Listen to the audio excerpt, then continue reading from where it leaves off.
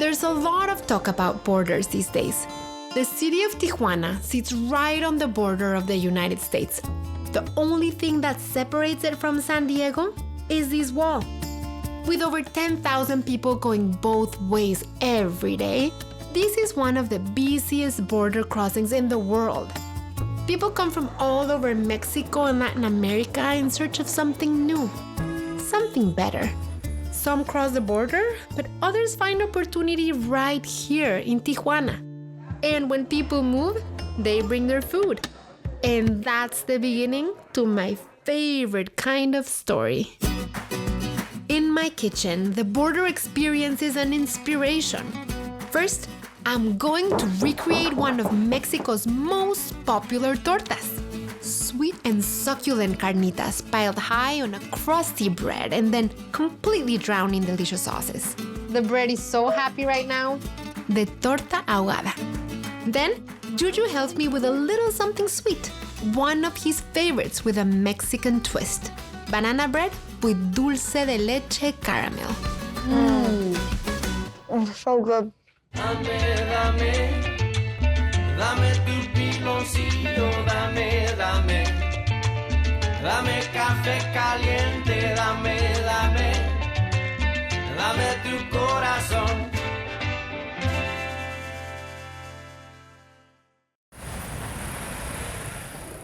Tío Pepe is the founder and owner of Tío Pepe. Se llama el restaurante Tío Pepe, nada más, ¿no? Así le puse cuando lo inauguré hace 24 años el Tío Pepe. Tío Pepe has been a local favorite since 1994, and from the sights and sounds of the kitchen, I can see why. Tío Pepe started with a food cart, and over 20 years grew so popular that he needed a bigger space to feed people.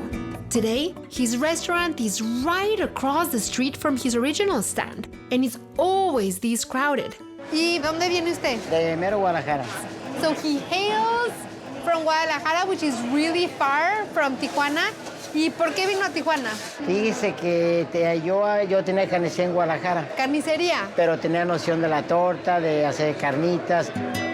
Tío Pepe came to Tijuana with a dream and some recipes. And luckily for Tijuana, one of those recipes was this beauty. A very traditional sandwich from Guadalajara, the torta ahogada. If you're watching this hungry, I'm sorry. It all starts with the bread. ¿Cómo se llama este pan? Este pan, el virote salado. Virote. Ese me lo mandan de Guadalajara. Oh, está calientito. Calientito, sí. Oh my God. Okay, I'm sorry. I need to.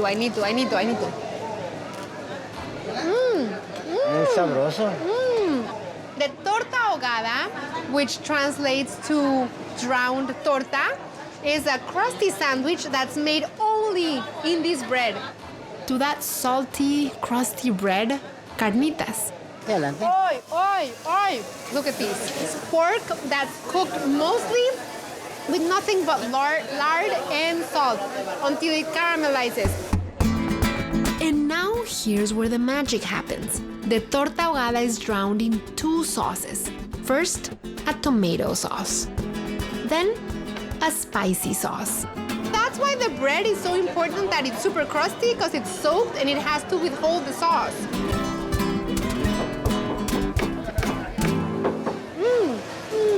¿Rico, no? Ay, qué rico pica. It's so deliciously messy and crunchy and overflowing, and it's just, I'm dying.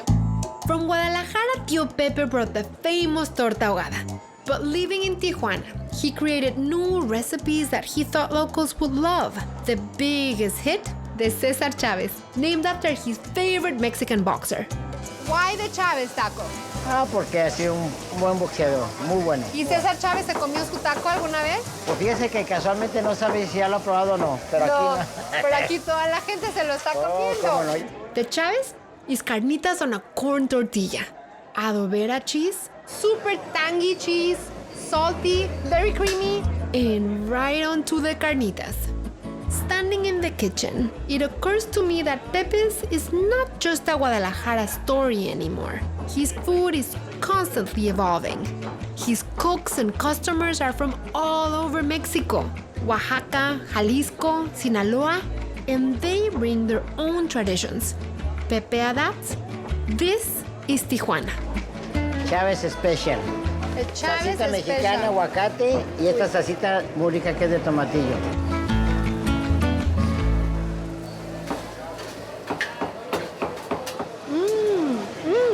Now I don't know which one I like more.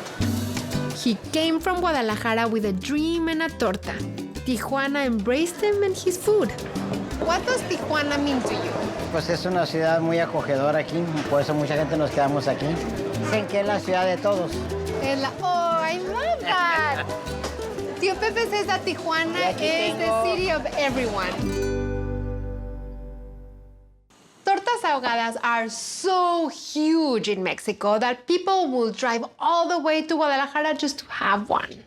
The first thing that you need to know about tortas ahogadas is that they're stuffed with the irresistible carnitas. You hear the word carnitas, you know what you're talking about. So we're gonna start with lard. And I have a cup of lard. That's why carnitas are carnitas. So here I have pork butt, boneless, that I cut into about 2 to 3 inches. And I'm gonna season it with 2 teaspoons of salt, some black pepper. I'm gonna brown the pork pieces in the melted lard. And what we wanna do in this first step is we wanna create a crust. And you can see how it's browning so beautifully. And the lard that's already tasty is starting to melt with the same fat of the pork that's rendering into the lard.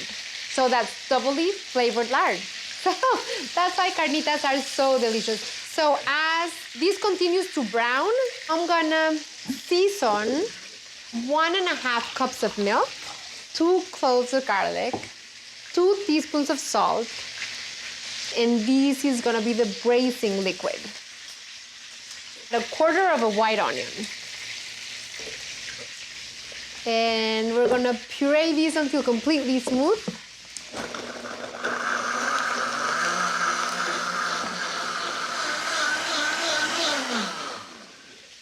Okay, so we have the carnitas that are now deliciously crisp on the outside. And now I'm gonna add the milk. The milk is gonna make the meat even more tender and juicy. It smells really delicious in here. I am going to reduce the heat to medium-low. I'm gonna add a couple of bay leaves. So now I'm gonna cover and I'm gonna let this cook for about 1 hour and 15 minutes, and the carnitas are gonna be completely falling apart by then.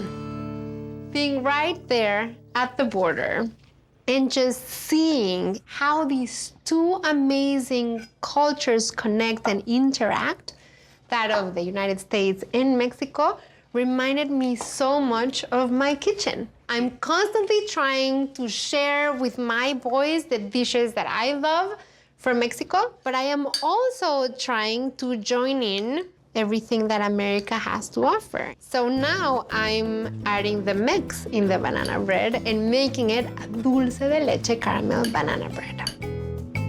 I mean, my boys love these, but I love it. So we have 2 ripe bananas that I mashed, and now we're gonna get the batter going.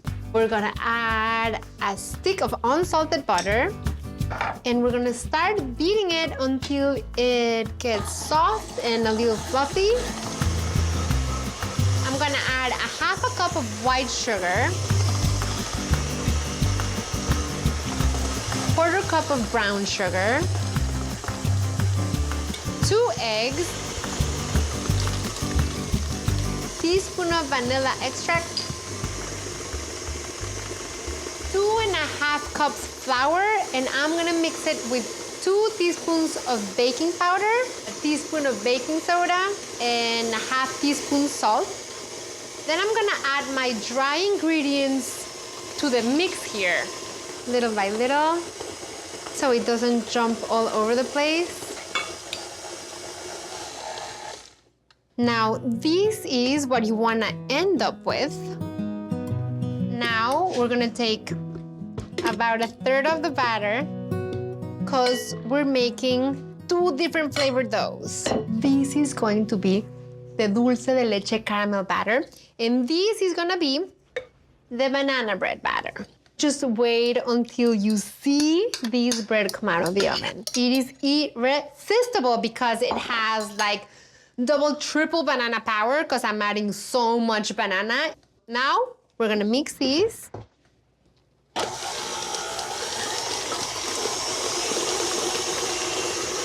Okay. So I already greased this loaf pan with butter, and I'm gonna add the banana. And now we're gonna make the dulce de leche caramel batter. And I'm going to add a half a cup of this cinnamon flavored dulce de leche, because cinnamon and banana, yum. And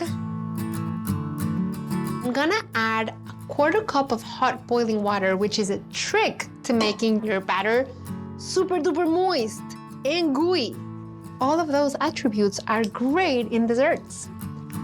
I'm just adding these on top of the banana batter layer. The dulce de leche batter is, this would be amazing in a milkshake or an ice cream. So I'm gonna put this in the oven, which is at 350 for an hour. In Tijuana, there's one very defining feature of life on the border here. The wall. A visit to the wall is filled with a range of emotions. After 20 years in the US, I feel rooted in two countries, two worlds. For me, the wall is a reminder that as Mexican Americans, we are doubly blessed to inherit so much from these two incredible countries.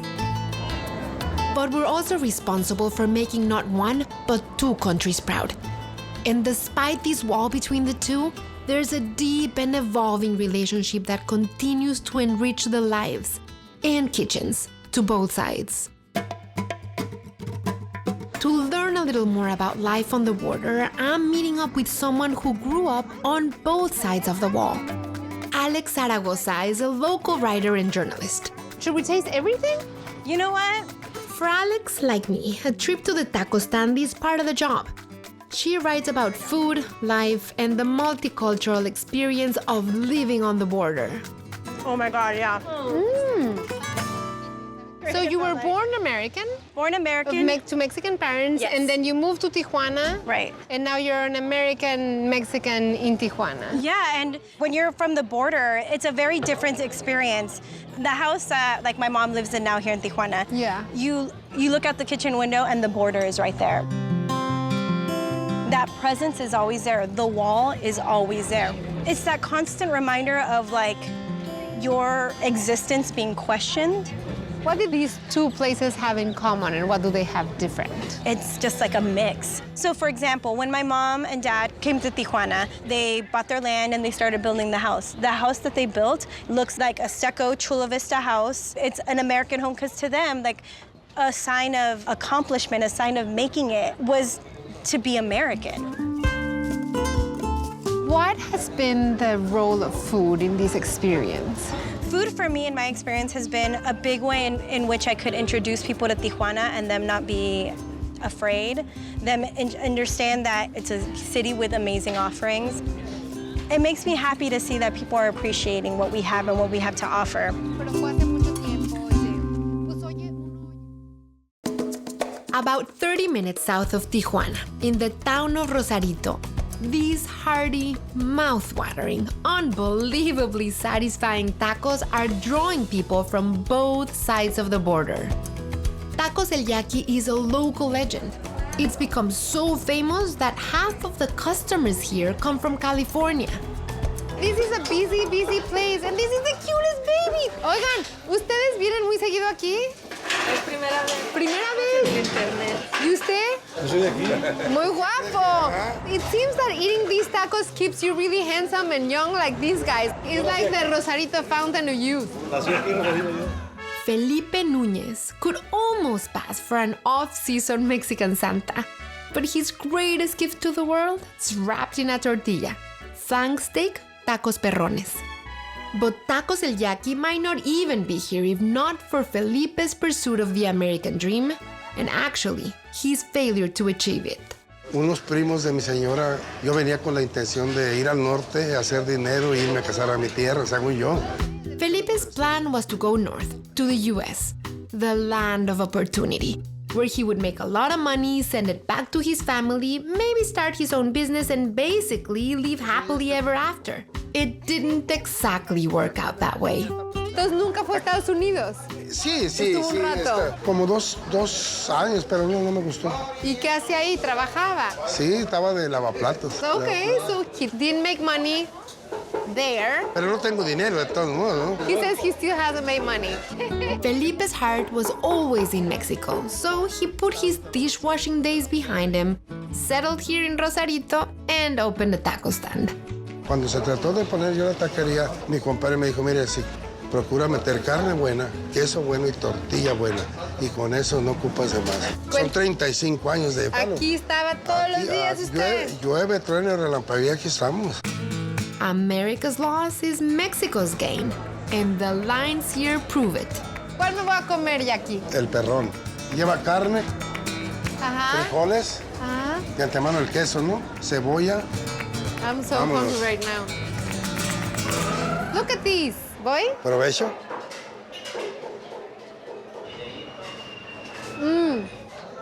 I'm gonna cry. It's so good. Felipe's American dream never came to fruition, but as fate would have it, his tacos are so good, America has come to him.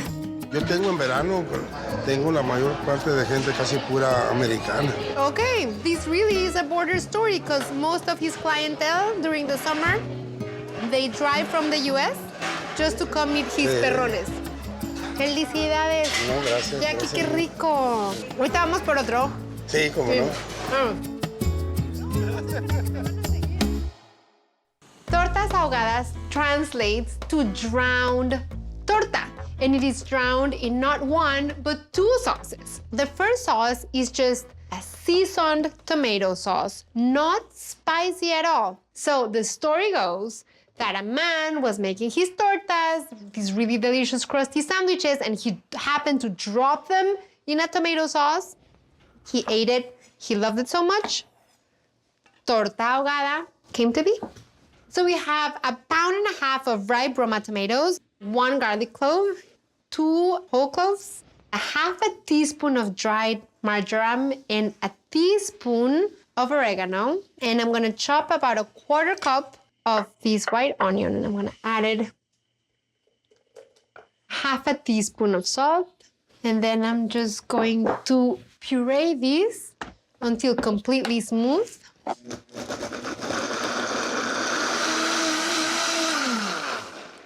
Okay. So it smells nicely seasoned, but it smells really raw. We have to cook it.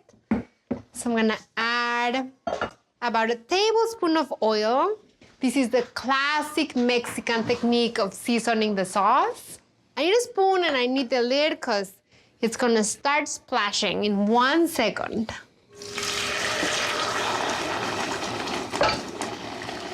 I'm gonna add 2 cups of chicken broth because this needs to be a very, very thin sauce. And now, because 1 sauce is never enough to drown a torta, I'm gonna make the spicy salsa. I'm just gonna toast about 7 to 8 chiles de árbol. So the first sauce is gonna soak the torta, and then the spicy sauce is rich with the smoky, charred taste of the chile de árbol, and it has vinegar, so it's very tangy too. And I just wanna toast them until they change color. And then for this spicy sauce, it is also tomato-based, but it uses a different technique. I'm gonna add 4 ripe tomatoes, whole, 3 garlic cloves, and I'm covering them with water, and I'm gonna bring them to a simmer until they're cooked and mushy. The carnitas have been cooking for about 1 hour and 15 minutes, and now we need to finish them off with 1/2 cup of milk and 1/2 cup of sugar. Some people add soda, some people add sweetened condensed milk, simple syrup, and I think this is a most charming way. So this is going to cook for another 5 to 6 minutes, and it's going to just completely caramelize. The carnitas are now so tender, you can look at the meat. It's just coming apart. Come over so you can see. So it has that caramel coating, and it's so soft because it cooked with that seasoned milk. I'm gonna try a piece. This is so incredibly delicious. I mean, just listen to it, brown sugar carnitas. They're irresistible. So the carnitas are ready. See how easy I can break them apart? This is gonna be perfect. Now back to the spicy sauce. And we have the chiles de árbol that I had already toasted, and I'm adding them all in here. The pound of tomatoes, the garlic cloves that also are ready and cooked, 1/4 teaspoon of ground cumin, 2 tablespoons of white distilled vinegar, and this is what distinguishes this spicy salsa. It's really, really tart, and it brightens up the torta. 1/2 teaspoon of salt, and then we're gonna puree these again until smooth. And I'm gonna add 1/2 cup of white chopped onion. It smells really spicy already. I think if there's someone in this family who rivals my love of spicy food, I think it's Juju.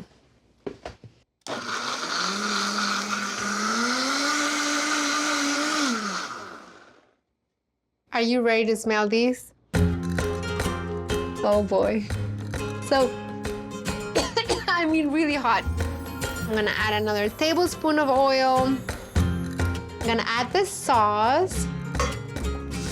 It is spicy and super jumpy. And then it's just gonna simmer here for a couple of minutes. We have everything we need for a torta ahogada. We have the 2 sauces. We have the carnitas. I have the crusty bread, which I need to toast a little bit. So, yes, that's what you need, that crusty. 1 for me and 1 for Juju. So I'm gonna put these in the oven, and I'm gonna get my banana bread out too.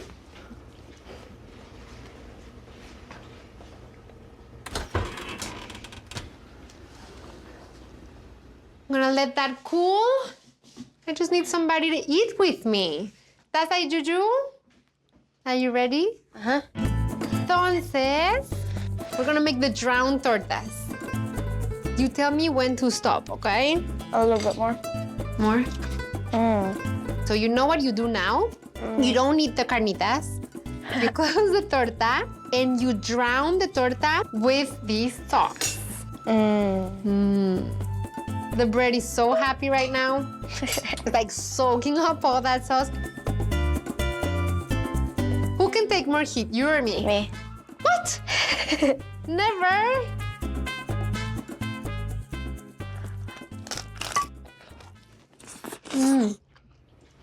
So good. It's so delicious. The bread has absorbed all the fat from the carnitas, and the carnitas are caramelized and just coming apart in there. And it's not like too spicy where you need water, but it's spicy.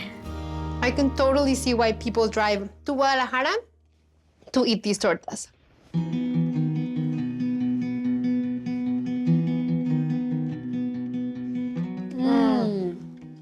It's so moist. I feel like this is a representation of our home and our kitchen because it mixes Mexico and the US, Dulce de leche from Mexico, and banana bread feels so American. And so do you feel we succeeded in doing like a Mex-Americana banana bread? We cross borders.